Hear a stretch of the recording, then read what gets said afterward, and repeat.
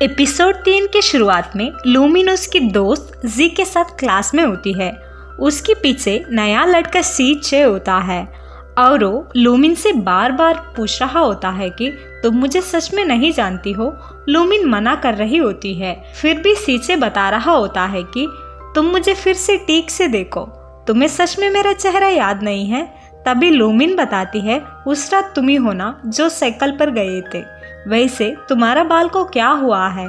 तभी सी बताता है, इस स्कूल में ज्वाइन करने के लिए मैंने मेरे बाल को कटवाया है। इसके बाद सी जी के हाथ से बिना पूछे पेन को लेकर फॉर्म फिलअप कर रहा होता है।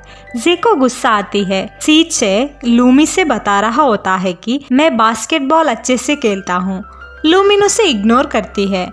फिर हमें बास्केटबॉल का मैच को दिखाया जाता है। सी बास्केटबॉल सिलेक्शन मैच में बहुत अच्छे से खेल रहा होता है, फिर भी उसका नाम को लिस्ट नहीं करते हैं। इसकी वजह से सी को बुरा लगता है। दूसरी तरफ जियांग केमिस्ट्री क्लास में कॉम्पिटेटिव एग्जाम देने के लिए जाता है, जहाँ पर क्यू नाम का लड़का भी एग्जाम लिखने के लिए आता है, जो हर साल केमिस्ट्री एग्जाम में टॉप आता है। सभी स्टूडेंट क्यू जियांग के सामने हारेगा कहकर बात कर रहे होते हैं। इसे क्यू सुन लेता है और वो जियांग को देखकर जेलस दिखता है। फिर हमें लूमिन का क्लास को दिखाया जाता है। जब टीचर मैथ्स पढ़ा रहे होते हैं, लूमिन क्लास में अटेंशन नहीं दे रही होती है, इसीलिए टीचर उसे बोर्ड पर आकर प्रॉब्लम सॉल्व करने के लिए बुलाते हैं। जाते वक्त जी चुप चुप कर लूमिन को सारे आंसर्स को बता देती है। जब लूमिन आंसर को बोर्ड पर लिख रही होती है, तभी बेल बजती है, इसीलिए टीचर जाते हैं। इसके बाद लूमिन पीछे वाला लड़के से पूछती है, सी कहाँ है। तभी वो लड़का बताता है, शी बास्केटबॉल मैच पर पार्टिसिपेट करने के लिए गया था, लेकिन उसका सिलेक्शन नहीं हुआ है। वैसे वो प्रिंसिपल का बेटा है। इसे सुनते ही लूमिन और जी शॉक होते हैं। फिर हमें सी को दिखाया जाता है, जो बास्केटबॉल टीम का कैप्टन से पूछता है कि मैं अच्छे से परफॉर्म कर चुका था, फिर भी आप मुझे टीम पर नहीं लिए हो। मुझे पता है आप मेरे पापा के कहने पर ये सब कर रहे हो, मैं तुम लोगों को देख लूंगा कहकर वहां से चला जाता है। फिर हमें जियांग को दिखाया जाता है। क्यू उसे बात करने के लिए आता है, लेकिन जियांग क्यू को उतना अटेंशन नहीं देता है। फिर स्कूल खत्म होने के बाद लूमिन कॉमिक बुक्स को छुपाते हुए घर आती है। तभी उसे उसकी माँ देख लेती है और वो लूमिन को डांटते हुए बताती है कि तुम पढ़ाई में ध्यान नहीं दे रही हो, तो आज से तुम टीवी भी मत देखो, और सारे कॉमिक बुक्स को रिटर्न करने के लिए कहती है। इसके बाद लूमिन जियांग को कॉल कर बताती है कि जो मैंने पेंडेंट दिया था उसे संभाल कर रखो। वैसे तुम कब आ रहे हो? यहाँ मेरी माँ मुझे पढ़ने के लिए बहुत टॉर्चर कर रही है। जब से तुम गए हो तब से मेरी माँ मुझे स्टेप मदर की तरह ट्रीट कर रही है कहकर कंप्लेंट कर रही होती है। तभी जियांग भी उसका पढ़ाई के बारे में पूछता है। तभी लूमिन कॉल को काट लेती है। इसके बाद सभी स्टूडेंट्स ऑडिटोरियम में होते हैं। शी हुडी पहनकर फेस को कवर कर आता है। जब प्रिंसिपल उसे स्टेज पर बुलाकर चेहरे को दिखाने के लिए कहते हैं, तब वो उसका रेड कलर बाल को देखते हैं। सभी स्टूडेंट शॉक होते हैं। प्रिंसिपल सी को डांट कर क्लास टीचर से कहते हैं कि जब तक ये बाल को ठीक नहीं करेगा तब तक उसे क्लास में मत लो कहकर जाते हैं। इसके बाद हम लूमिन को देखते हैं, जो सारे कॉमिक बुक्स को लाइब्रेरी में रिटर्न कर रही होती है। तभी उसे सी देखता है और वो बताता है, मैंने जो बुक को ढूंढ रहा था सब बुक तुम्हारे पास है, वैसे तुम बुक्स को पढ़े बिना रिटर्न क्यों कर रही हो? लूमिन बताती है, क्योंकि मेरी माँ मुझे कॉमिक बुक्स को रिटर्न कर पढ़ाई में ध्यान देने के लिए कहे हैं, मेरे पास और कोई ऑप्शन नहीं है। शी बताता है, मेरे पास कॉमिक का नया कलेक्शन है, अगर तुम चाहो तो मुझसे लेकर पढ़ सकती हो। लूमिन खुश हो जाती है और वो बताती है, तुम प्रिंसिपल का बेटे हो ना, और तुम बाल रेड कलर इसीलिए करवाए हो ताकि उसे गुस्सा दिला सके। शी बताता है, ऐसा कुछ नहीं है। लूमिन बताती है, वैसे तुम्हारी रेड बाल अच्छा दिख रहा है। शी मुस्कुराता है और वो लूमिन को उसका बास्केटबॉल कोर्ट पर ले जाता है और वो लूमिन को बॉल देकर बताता है, तुम्हें कोई भी गुस्सा है तो उसे तुम बॉल के ऊपर निकाल सकती हो। लूमिन शीचे के कहने पर बास्केटबॉल खेलने लगती है।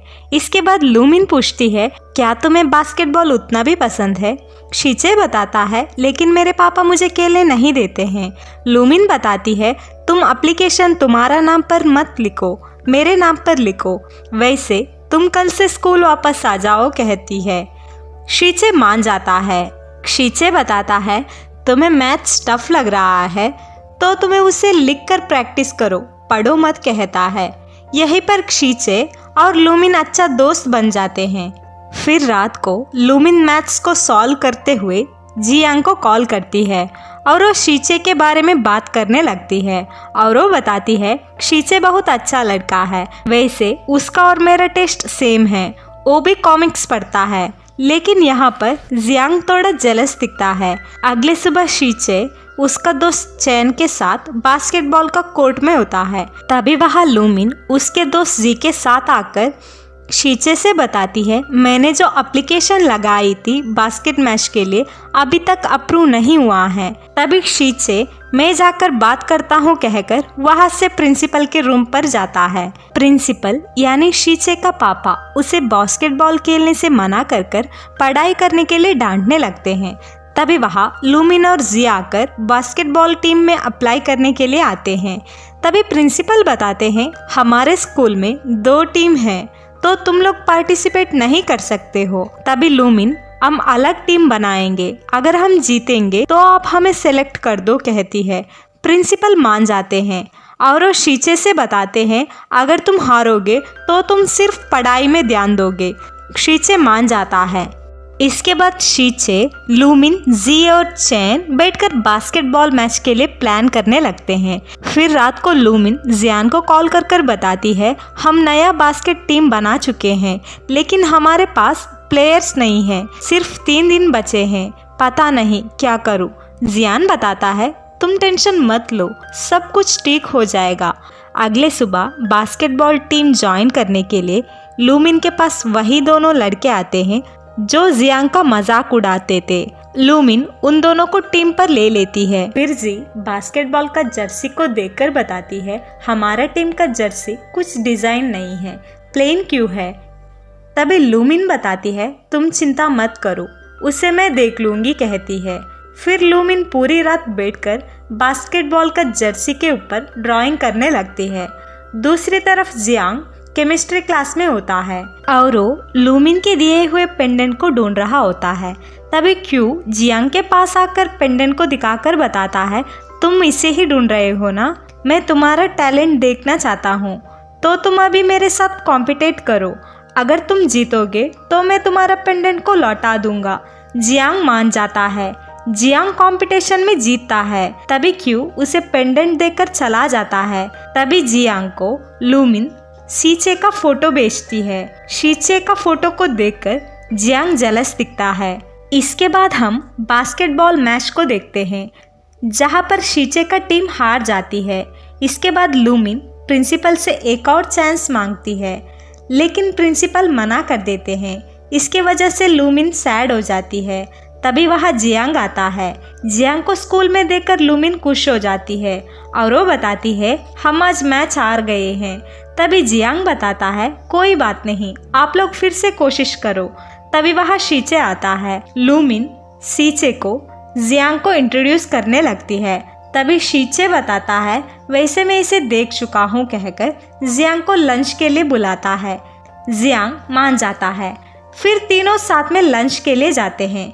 यहीं पर एपिसोड 3 खत्म होता है।